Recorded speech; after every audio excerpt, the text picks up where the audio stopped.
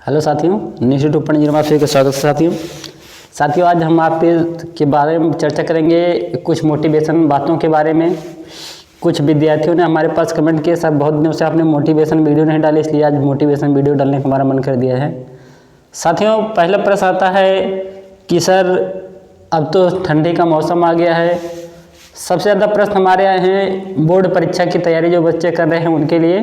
तो बोर्ड परीक्षा का एग्ज़ाम डेट आ चुका है, जैसा कि आप सभी विद्यार्थी जानते हैं। आप सभी यूपी बोर्ड एग्ज़ाम की जो परीक्षा है विद्यार्थियों, वो जो कि आप पता है कि 22 फरवरी 2024 से एग्ज़ाम आपके स्टार्ट होने वाले हैं। साथियों 22 फरवरी से आपका एग्ज़ाम डेट आ चुका है। सर इतने कम समय में तैयारी कैसे करें, पहला चर्चा हमारे इस पर रहेगा।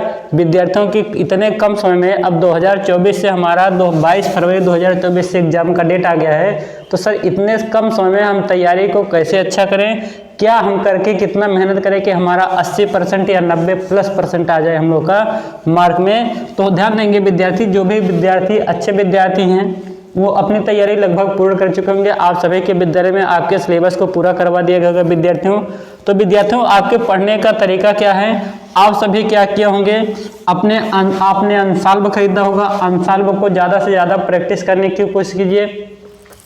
टाइम का मैनेजमेंट करना सीखिए।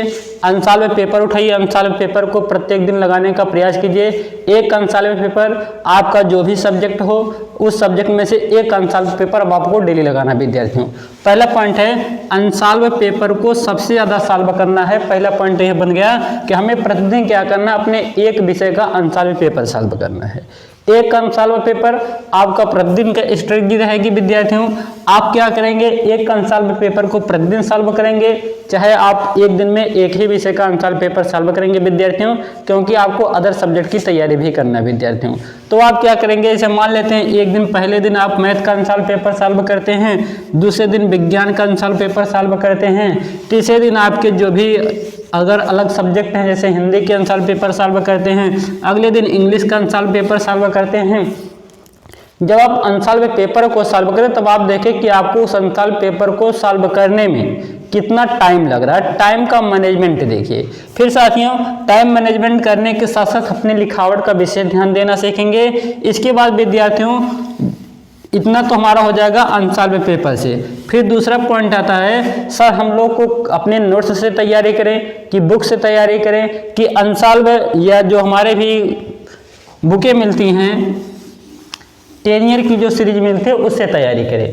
तो विद्यार्थियों हम आपसे कहना चाहेंगे इस समय में आपके जो नोट्स लिखवाए गए होंगे वो आपके लिए बेहतर होंगे। जो भी विद्यार्थी नोट्स लिखे हैं उनके लिए आपकी नोट्स से बेहतर तैयारी कहीं नहीं हो सकती है। जो विद्यार्थी 10 ईयर से तैयारी करते हैं तो 10 ईयर भी आपकी अच्छी तैयारी करवा सकता है विद्यार्थियों। तो 10 ईयर हो गया, इसके बाद आपके नोट्स हो गए। 10 ईयर और नोट्स से सर हम कैसे तैयारी करें, तो पहला पॉइंट आता है कि अगर आप नोट्स से तैयारी कर रहे हैं तो विद्यार्थियों आपके नोट्स में संपूर्ण जानकारी आपको कराई जाएगी। आपके टीचर प्रतिदिन आपको एक चैप्टर या आधा चैप्टर तैयारी करने के लिए देते होंगे, तो आपका कर्तव्य बनता है कि उस एक चैप्टर को या आधे चैप्टर को पूरे विधिवत से पढ़ करके जाइए विद्यार्थियों। अब विद्यार्थियों बात आती है कि सर हम क्या करें, अगर 10 ईयर से तैयारी करते हैं तब क्या करें। अगर आप विद्यार्थियों 10 ईयर से तैयारी कर रहे हैं, यूपी बोर्ड परीक्षा की तैयारी कर रहे हैं, तो 10 ईयर से तैयारी करते वक्त आप विशेष ध्यान देंगे जो क्वेश्चन महत्वपूर्ण है। अब सर हम कैसे जानेंगे क्वेश्चन महत्वपूर्ण है विद्यार्थियों, जो ज़्यादा वर्षों में आए हुए प्रश्न हैं, जैसे जो प्रश्न 2020 में आया हो, 2021 में भी आया हो, 2022 में भी आया हो, 2023 में भी ऐसा क्वेश्चन, कुछ ऐसे क्वेश्चन होते हैं साथियों जो लगातार रिपीट होते रहते हैं। तो ऐसे प्रश्न कहने का मतलब बहुत ज़्यादा इंपॉर्टेंट होते हैं, उनको आप बहुत ज़्यादा मेहनत से पढ़ने का प्रयास करेंगे, वो प्रश्न आपके बार बार रिवाइज होते रहते हैं विद्यार्थियों। साथियों इसके बाद क्या है, बहुत से क्वेश्चन होते हैं, बहुत से क्वेश्चन क्या होते हैं प्रत्येक 3 वर्ष 4 वर्ष या 5 वर्ष में रिवाइज होते रहते हैं। तो ऐसे प्रश्नों को जिन पर डेट लिखा रहेगा उनको आप जरूर पढ़ने का प्रयास करेंगे विद्यार्थियों। इसके बाद क्या होती है, जब भी आप तैयारी करें 10 ईयर से अगर आप पढ़ाई कर रहे हैं, अपना स्ट्रेटेजी बनाएं कि एक दिन में आप बहुविकल्पी प्रश्नों को तैयार करते हैं, क्योंकि साथियों आपके पास 5 विषय या 6 विषय रहेंगे। अगर आप हाई स्कूल में आपके पास क्लास 10th में अगर आप हैं तो 10th में आपकी जैसा कि आपको 6 सब्जेक्ट पढ़ना है। अगर आप 12th में हैं, इंटरमीडिएट में है साथियों, तो आपको 5 सब्जेक्ट पढ़ना है। प्रत्येक सब्जेक्ट की कमान आपको संभालना है साथियों। तो जैसे कि साथियों आपको पता होना चाहिए कि हमें क्या करना है। अगर आप हाई स्कूल के विद्यार्थी, तो हाई स्कूल के विद्यार्थियों का टारगेट होना चाहिए कि आप जैसे चैप्टर 1 मैथ की बात करते हैं, अगर आप मैथ पढ़ रहे हैं तो पहले चैप्टर मैथ जब पढ़ें तो आपका टारगेट होना चाहिए आप पहले दिन में क्या करेंगे, बहुविकल्पी को और लघुत्तरी प्रश्नों को सॉल्व करेंगे। दूसरे दिन आप क्या करेंगे, उसका विस्तृत सॉल्व करेंगे। तो कहने का मतलब 2 दिन में आपको एक चैप्टर क्लियर करना है साथियों। अगर आप 2 दिन में एक चैप्टर को विधिवत क्लियर करते हैं तो आप मैथ का एक चैप्टर 2 दिन में, आपके अगर हाई स्कूल की हम बात करते हैं तो मैथ में आपके मैक्सिमम 14 से 15 चैप्टर होते हैं साथियों।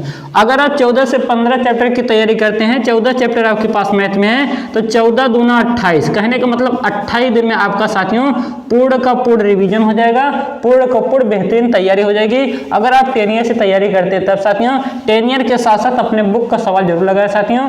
यदि आप बालाजी प्रकाशन की बुक पढ़ते हैं तो बालाजी प्रकाशन के जो विद्यार्थी हैं वो उदाहरण को जरूर सॉल्व करने का प्रयास करेंगे विद्यार्थी। अगर आप राजीव प्रकाशन की तैयारी या किसी अन्य प्रकाशन की तैयारी करते हैं तो साथियों आपका भी क्या होना चाहिए, एग्जाम्पल जो है उनको जरूर तैयार करना है। एग्जाम्पल के साथ साथ साथियों आपको अपने उन क्वेश्चन को विशेष ध्यान देना है जो आपके टीचर बताते हैं, ये क्वेश्चन इंपॉर्टेंट होता है साथियों। यहाँ तो बात थी हाई स्कूल की, जैसे आप मैथ की तैयारी कर लिए। इसके बाद हम बात करते हैं विज्ञान की तैयारी के लिए। विज्ञान की तैयारी में आपका टारगेट होना चाहिए, पहले दिन आप क्या करेंगे, पहले चैप्टर के लघुत्तरी प्रश्न को और बहुविकल्पी प्रश्नों को सॉल्व करने का प्रयास करेंगे। दूसरे दिन आप क्या करेंगे, विस्तृत प्रश्नों को तैयार करेंगे। इस प्रकार से आपका जो विज्ञान होना चाहिए वो 28 दिन का एक बार फिर से आपका सीरीज बना रहा है साथी। ठीक है, ठीक इसी प्रकार से हिंदी की हम लोग बात करते हैं। हिंदी में अगर हम लोग हाई स्कूल के प्रश्न तैयारी की बात करते हैं तो हिंदी में आप क्या करेंगे विद्यार्थियों, हिंदी में आप क्या करेंगे, पूरे 28 दिन की स्ट्रेटजी बनाएंगे। इस 28 दिन के अंदर आप अपनी हिंदी को पूरा रिवाइज करेंगे। इसके बाद साथियों इंग्लिश का भी 28 दिन का स्ट्रेटजी रहेगा। कहने का मतलब प्रत्येक सब्जेक्ट आपको इतना स्ट्रेटजी बनाना है कि 28 दिन में आप एक बार 10 ईयर को पूरा विधिवत एक एक प्रश्नों को पढ़ लेंगे और विधिवत तैयारी से पढ़ लेंगे। तो इस प्रकार से आपकी तैयारी 90% क्लियर हो चुकी होगी साथियों। इसके बाद अभी आपके पास क्या है विद्यार्थियों, आपके पास टाइम तो बहुत कम है। इसमें आपके जैसे कि आज दिसंबर है, आज आपका 18 दिसंबर का ये वीडियो बनाया जा रहा है, तो 18 दिसंबर को छोड़ दीजिए। अगर हम दिसंबर की बात करते हैं 12 दिन आपके दिसंबर में बचे हुए हैं, 12 दिन दिसंबर के विद्यार्थी। इसके बाद 31 दिन आपके हो जाएंगे जनवरी महीने के। इसके बाद अगर हम लोग बात करते हैं तो वहाँ पे फरवरी महीने में 22 फरवरी से पेपर है, आप वहाँ से अपनी तैयारी 15 फरवरी तक मान सकते हैं विद्यार्थी। ओवरऑल मिला करके अगर हम लोग जोड़ते हैं तो 30 और 15 जोड़ते हैं 45, 45 और 12 जोड़ते हैं विद्यार्थियों 45 में अगर हम लोग 10 जोड़ेंगे 55 2 57। ओवरऑल साथियों आपके पास 55 दिन का टाइम मिलता है। इस 55 दिन में विद्यार्थियों आपको तैयारी करना कैसे करना है, हमने बताया 28 दिन की स्ट्रेटजी बनाना है। अगर एक बार आप 28 दिन में तैयारी पूर्ण करते हैं, आगे फिर 28 दिन मिलेगा, इस 28 दिन में आप फिर से रिवाइज करेंगे। तो आपको कहने का मतलब एक बार एक सब्जेक्ट को पढ़ने के लिए 2 बार विधिवत तैयारी करने का टाइम है। अभी विद्यार्थियों समय बहुत ज़्यादा है, बहुत ज़्यादा समय है। 56 दिन का समय बहुत ज़्यादा होता है। जो भी विद्यार्थी अच्छे नंबर लाते हैं वो क्या करते हैं, कम समय को ज़्यादा पढ़ने का प्रयास करते हैं विद्यार्थी। अब बात करते हैं इंटरमीडिएट के विद्यार्थियों की बात करते हैं। इंटरमीडिएट के विद्यार्थी 12th विद्यार्थी कैसे तैयारी करेंगे। 12th के जो विद्यार्थी इनके पास सब्जेक्ट में 12 से 13 चैप्टर इनके पास भी होते हैं। इनके पास भी क्या होते हैं, कम से कम एक विषय में हमारे 13 चैप्टर होते हैं। 13 चैप्टर्स की बात अगर हम बात करते हैं, जैसे केमिस्ट्री की बात करते हैं, केमिस्ट्री में आपको तो 10 ही चैप्टर से प्रश्न बनने हैं। फिजिक्स की बात करते हैं, फिजिक्स में 13 चैप्टर से आपके आने हैं। तो 13 चैप्टर की अगर हम तैयारी करते हैं साथियों, एक दिन में हम तैयारी करेंगे लघुत्तरी और बहुविकल्पी की, और अगले दिन हम तैयारी करेंगे विस्तृत की। सबसे पहले बहुविकल्पी प्रश्नों को आप इंटरमीडिएट के विद्यार्थी तैयार करेंगे, फिर अति लघुत्तरी प्रश्नों को तैयार करेंगे, फिर लघुत्तरी प्रश्नों को। कोशिश कीजिए कि आप एक सब्जेक्ट को कम से कम 1 घंटा पढ़ने का प्रयास कीजिए अपने घर पे। विद्यार्थी विद्यालय छोड़ने के बाद, विद्यालय से छोड़ने के बाद प्रत्येक विद्यार्थी ये कंफर्म करेगा कि हमें क्या करना है, एक सब्जेक्ट के पीछे 1 घंटे का टाइम इन्वेस्ट करना है। अब साथियों 1 घंटे मतलब अगर आपके पास 5 विषय है तो 5 विषय के लिए आपको 6 घंटे का टाइम देना है, क्योंकि आपका जो मैथ होता है, मैथ के जो भी विद्यार्थी है, मैथ के विद्यार्थी कम से कम 2 घंटे का टाइम अपने एक चैप्टर पे देंगे। बात आती है अगर हम लोग हाई स्कूल और इंटरमीडिएट विद्यार्थियों की बात करते हैं, तो हाई स्कूल और इंटरमीडिएट विद्यार्थी जो है प्रत्येक दिन 6 घंटे की पढ़ाई कैसे करें। चलिए बात इस पर करते हैं, विद्यार्थी 6 घंटे की पढ़ाई कैसे करें।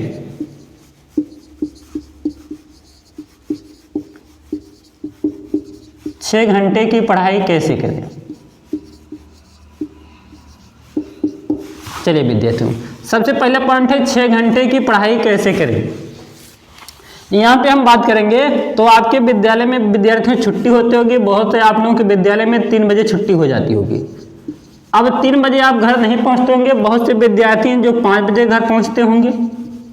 कोचिंग वाले विद्यार्थी भी अपना 6 बजे घर पहुँचते होंगे, बहुत से विद्यार्थी हैं। अब भाई देखिए 3 बजे से 6 बजे के बीच आपका क्या आना, यहाँ पे आप अपने घर पहुँचते हैं। यहाँ से क्या होना चाहिए, 7 बजे से आपकी पढ़ाई स्टार्ट हो जानी चाहिए। यहाँ 7 बजे से सर हमें कैसे पढ़ाई करना, ठंडी का मौसम है तो विद्यार्थियों ठंडी हो, गर्मी हो या जाड़ा हो या बरसात हो, इससे हमें कोई लेना देना नहीं है। अगर आपको ठंडी लग रही तो आपके पास घर पे इतनी सुविधा होंगी कि आप रजाई, स्वेटर, कंबल सब ओढ़ करके अपनी पढ़ाई को कर सकते हैं। पढ़ने वालों को ठंडी, गर्मी, बरसात नहीं लगती विद्यार्थियों, ठीक है। क्योंकि साथियों होता क्या है, लोहा तभी औजार बनता है जब वो तपाया जाता लोहे गर्मी में। तो क्या होता, लोहा जब तक जलेगा नहीं तब तक, जब तक लोहा तपेगा नहीं तब तक विद्यार्थियों क्या होगा, वो औजार धारदार औजार बनेगा नहीं। यही कहानी हर विद्यार्थी के साथ लागू होता है। जब तक वो क्या करेगा, धूप में, गर्मी में, ठंडी में, बरसात में हर जगह तपाया नहीं जाएगा तब तक उसके दिमाग का मोटिवेशन नहीं खुल सकता, तब तक उसके दिमाग का भार नहीं खुल सकता है। विद्यार्थियों अगर हम बात करते हैं तो जब तक आप लड़ेंगे नहीं तब तक अपनी कामयाबी को पाएंगे नहीं। तो 7 बजे से लेकर के आप क्या करेंगे, 10 बजे तक पढ़ाई अपनी जारी रखेंगे। 3 घंटे शाम के टाइम आपको पढ़ना है, 7 बजे से लेकर के 10 बजे तक। अब सर 7 बजे से 10 बजे के बीच में आप टाइम दे रहे हैं तो 7 बजे से 10 बजे के बीच में 3 घंटे हम नहीं पढ़ सकते हैं। क्यों नहीं पढ़ सकते हैं, तो आप क्या कीजिए, 7 बजे से लेकर के 8:30 बजे तक पढ़िए। इस 7:30 बजे से लेकर के 8:30 बजे तक पढ़ाई करते हैं तो 1.5 घंटे का टाइम यहाँ आपको हो जाता है। इसके बाद क्या कीजिए, 9 बजे से लेकर के आप 10:30 बजे तक पढ़ाई कीजिए। 9 बजे से लेकर के 10:30 बजे तक पढ़ाई करते हैं। इसके बाद 10:30 बजे के बाद बिस्तर में आराम से सो जाइए आप विद्यार्थी। 10:30 बजे सोने के बाद क्या होना चाहिए, आपकी स्ट्रेटजी होनी चाहिए कि आप 5 बजे उठ जाएं। आप 5 बजे नहीं विद्यार्थियों, 4:30 बजे का अलार्म लगाइए और 4:30 बजे आप उठिए। 6 घंटे आपके पास सोने के लिए बहुत होते हैं। इसके बाद आपका क्या होना चाहिए, 5 बजे से किताब फिर से खुल जानी चाहिए। सुबह 5 बजे से लेकर के कितने बजे तक, 8 बजे तक आपको पढ़ाई करनी चाहिए। तो 3 घंटे इधर हो जाएंगे। 5 बजे से 8 बजे तक आप यहाँ पढ़ाई अपनी जारी कर सकते हैं विद्यार्थी 3 घंटे का। और 3 घंटे शाम के टाइम विद्यार्थी, जो भी कोचिंग करने वाले विद्यार्थी हैं, जो विद्यार्थी कोचिंग नहीं करते उनके पास बहुत ज़्यादा टाइम होता है, वो अपनी तैयारी को और विधिवत बना सकते हैं। लेकिन कोचिंग वाले विद्यार्थी घबराए नहीं, उनके लिए भी टाइम पर्याप्त है, क्योंकि कोचिंग जाते होंगे तो उनको अलग अलग तरकीब की चीज़ें सिखाई जाती होंगी विद्यार्थियों। तो विद्यार्थी इस प्रकार से आप अपनी तैयारी को कर सकते हैं। अभी आपके पास बहुत टाइम है। 90% नंबर लाने के लिए कोई बहुत बड़ी चीज नहीं है। 90+% आपका आ सकता है विद्यार्थियों। आपका भविष्य आपके हाथों में नहीं है। कौन सा विषय आपका कमजोर है, कौन सा विषय आपका बेहतर है, या आपसे बेहतर कोई नहीं जानता है। अपनी तैयारी को अपने अनुसार ढालिए साथियों। अगर हमारे बताए गए नियमों का पालन करते हैं तो विद्यार्थियों बहुत ही ज्यादा रोमांचक होने वाला है कि आपके जो नंबर होंगे, बहुत ज्यादा यूपी बोर्ड परीक्षा में विद्यार्थियों नंबर आने वाले हैं।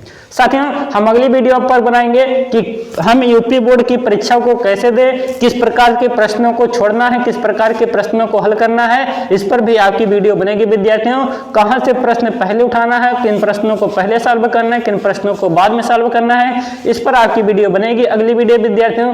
तब तक के लिए जय हिंद, लव यू साथियों। मिलते हैं अगली वीडियो में। जय हिंद साथियों। वीडियो देखने के लिए धन्यवाद साथियों।